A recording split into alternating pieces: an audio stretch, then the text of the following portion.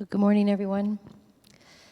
When we willingly enter into God's covenant, we are taking on agreeing to his ways and his instructions.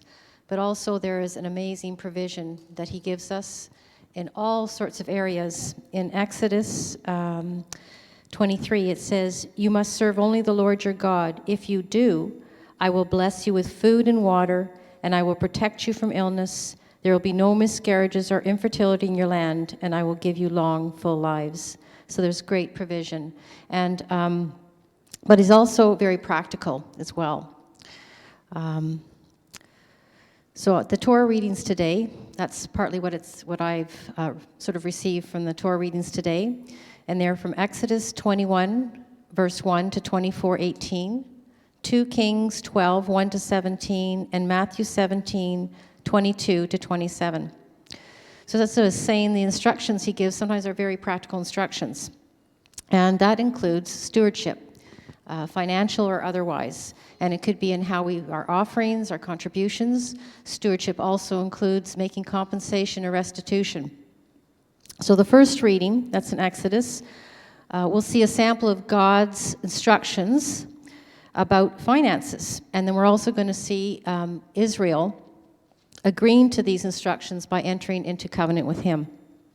So I'm going to start with Exodus 21, verse 33, and some selections after that. Okay. Suppose someone digs or uncovers a pit and fails to cover it, and then an ox or a donkey falls into it. The owner of the pit must pay full compensation to the owner of the animal, but then he gets to keep the dead animal. If someone's ox injures a neighbor's ox and the injured ox dies, then the two owners must sell the live ox and divide the price equally between them. They must also divide the dead animal.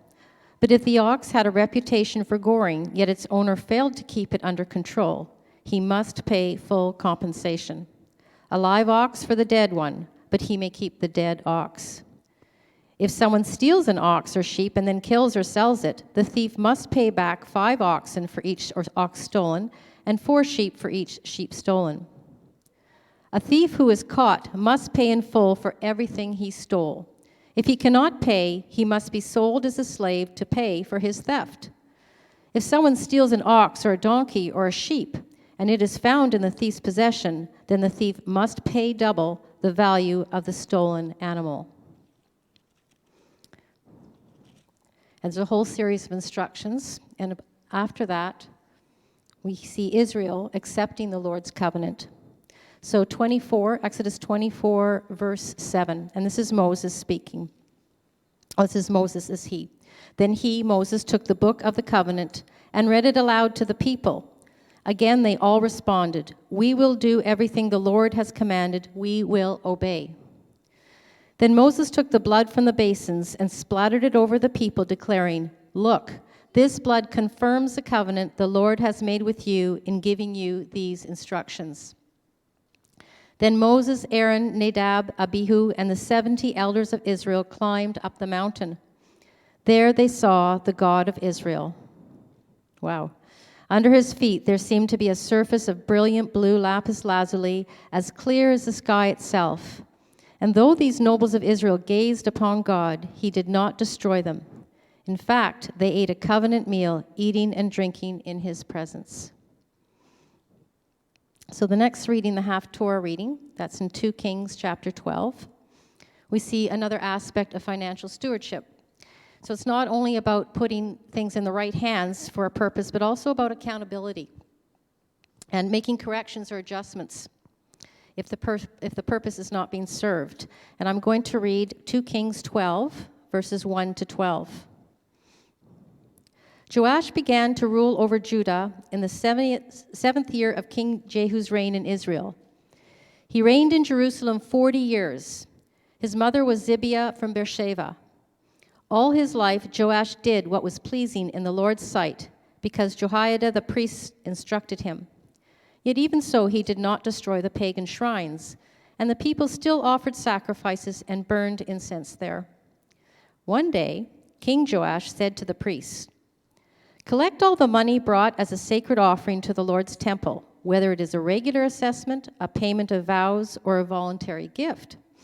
Let the priests take some of that money to pay for whatever repairs are needed at the temple. But by the 23rd year of Joash's reign, the priests still had not repaired the temple. So King Joash called for Jehoiada and the other priests and asked them, "Why haven't you repaired the temple? Don't use any more money for your own needs. From now on, it must all be spent on temple repairs." So the priests agreed not to accept any more money from the people, and they also agreed to let others take responsibility for repairing the temple. Then Jehoiada the priest bored a hole in the lid of a large chest and set it on the right-hand side of the altar at the entrance of the temple of the Lord. The priest, guarding the entrance, put all the people's contributions into the chest. Whenever the chest became full, the court secretary and the high priest counted the money that had been brought to the Lord's temple and put it into bags.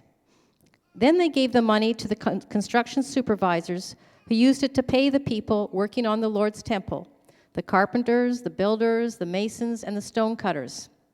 They also used the money to buy the timber and the finished stone needed for repairing the Lord's temple, and they paid any other expenses related to the temple's restoration. Now, the gospel reading, and as always, we see Jesus demonstrating the heart behind these instructions. And basically, we are to consider the effect that our stewardship has on others. So this is Matthew 17. I'm going to read from verse 24 to 27. On their arrival in Capernaum, the collectors of the temple tax came to Peter and asked him, "Doesn't your teacher pay the temple tax?" "Yes, he does," Peter replied. Then he went into the house. But before he had a chance to speak, Jesus asked him, "What do you think, Peter? Do kings tax their own people or the people they have conquered?" "They tax the people they have conquered," Peter replied. "Well then," Jesus said, "the citizens are free. However, we don't want to offend them, so go down to the lake and throw in a line. Open the mouth of the first fish you catch, and you will find a large silver coin. Take it and pay the tax for both of us." Amen.